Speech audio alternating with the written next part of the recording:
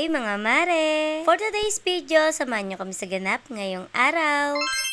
5:30 na nga ng umaga mga mare at pagkagising ko, ayan, nagtimpla na ako ng kape. Pagkatimpla ko nga ng kape, eto, inasikaso ko na nga unaban itong bigas at nang makasaing na. After ko magsalang ng sinaing mga mare, kinuha ko na nga yung imbutido para nga pang baon ko. Para nga kako, hindi na ako bibili ng ulam doon sa labas. Medyo mahal na rin kasi ang mga lutong ulam mga mare. Maya-maya pa nga mga mare, nakaluto na ako at nilagay ko nga lang dyan. Prepare na nga rin ako ng aking babaunin para nga mamaya gagayak na lang. Para sa almusal nga ng mga bata, eto, ininit ko nga lang yung nilagang baboy na natira kagabi.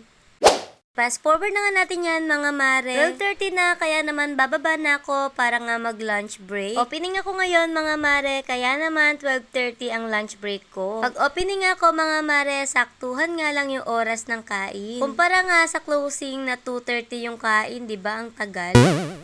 Ngayong araw nga ay marami naman akong kasabay kumain. At eto nga lang mga mare yung baon ko. May natira pang ang pipino sa rep kaya naman hiniwa ko at nagbaon din ako ng mayonnaise. Kaya naman tara mga mawe, kain tayo!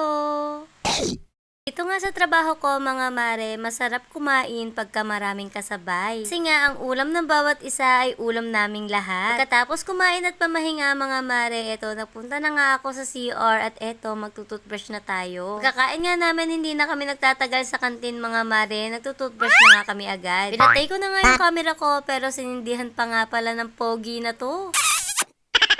Pagka-toothbrush ko nga, ayan, nagpunas lang ako ng aking bibig at aakyat na nga ako at doon na nga lang kako ako mag-aayos sa taas. Ayaw pa nga niyan sumama sa camera at matutulog daw siya. O de sige.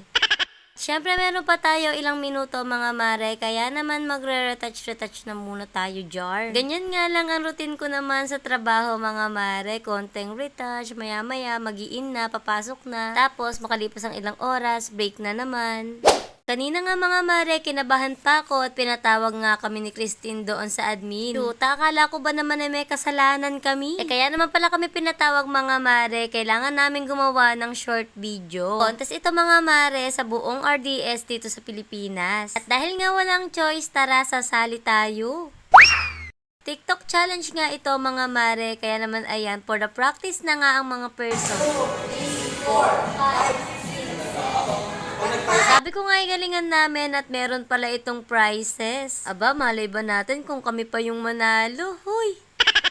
Hindi na nga rin ako nagtagal dito mga mare. Nag-aya na nga rin ako umuwi after namin makabuo ng step. Dahil nga may pupuntahan pa yung mare nyo. At yun na muna mga mare for today's videos. Bye!